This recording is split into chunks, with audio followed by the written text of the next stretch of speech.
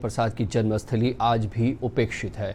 1972 में सीवान जिला बनने के बाद भी राजेंद्र बाबू के गांव में उनकी विरासत को संभालने की दिशा में अपेक्षित विकास नहीं हुआ है। पेश एक रिपोर्ट।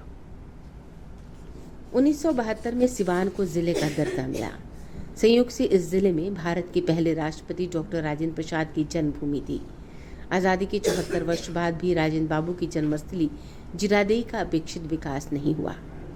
स्थानीय लोग आज भी उम्मीद लगाए हैं कि जीरादेई देश के मानचित्र पर एक पर्यटक स्थल के रूप में उभर कर सामने आएगा। तो जन्म स्थान है, लोग उनको इतना मानते हैं, इसका एक आकर्षण है, लेकिन उस आकर्षण को अभी उतना डेवलप नहीं किया सके कि लोग यहाँ पे पर्यटक भारी मात्रा में आए, जबकि सब कोई आना चाहता है।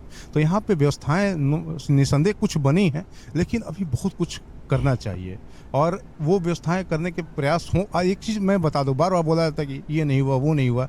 अरे ठीक है, एक सबको मिलकर प्रयास करना होगा, केवल प्रशासन के चाहने से नहीं होगा।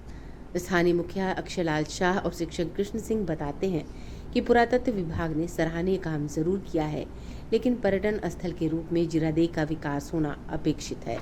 विगत माह में यहाँ पर चीफ जस्टिस संजय करोल साहब भी आए थे और उन्होंने यहाँ के स्थिति को देखकर काफ़ी दुख व्यक्त किया और पटना हाई कोर्ट में जनहित याचिका भी दायर। लेकिन सब कुछ के बावजूद जो यहाँ दिखना चाहिए वो तो स्वरूप दिख नहीं रहा है। ये पुरातत्व विभाग के लोग कुछ काम किए हैं, ये प्रशंसा के पात्र हैं, लेकिन जिस आशा और विश्वास के साथ पर्यटक यहाँ आते हैं और वो जो राजेंद्र बाबू के यहाँ देखना चाहते हैं वो यहाँ दिखता नहीं। यहाँ पे पर्यटक के लिए कुछ यहाँ पे किया जाता है और न ही नेता लोग के द्वारा।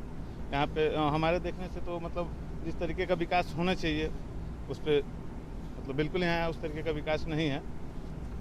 सादा जीवन उच्च विचार, ये कथन उस व्यक्ति के हैं जिस व्यक्ति ने इस देश के प्रथम राष्ट्रपति होने का गौरव प्राप्त किया था।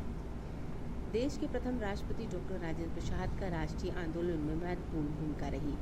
गांधी जी, ब्रजकिशोर बाबू और मौलाना मजरुल हक जैसे राष्ट्रवादी नेताओं के ये सहयोगी रहे हैं।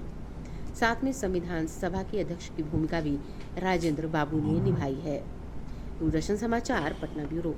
परिचय, शिक्षा, रणनीति, राह और गांधी जी का प्रभाव उनके जीवन में कितना रहा है, इन सब पे बात हुई है और इन सारे बातों पे हम आपको दिखा रहे हैं। देश रत्न डॉक्टर राजेंद्र प्रसाद का क्या चरित्र रहा, उनके जीवन काल कैसे रहे, इन सारी चीज़ों की चर्चा यहाँ की गई है। सामाजिक परिवेश कैसे रहे, युवा अवस्था कैसी रही, महात्मा गांधी कैसे उनके बहुत करीब थे और कैसे वो जेल में थे और किताबें लिखी थी राजेंद्र प्रसाद के बारे में। पूरी किताबें, भारत रत्न की जब उपाधि मिली थी, सरदार वल्लभ भाई पटेल, इन सब लोगों के साथ यहाँ तस्वीरें दिखाई गई हैं।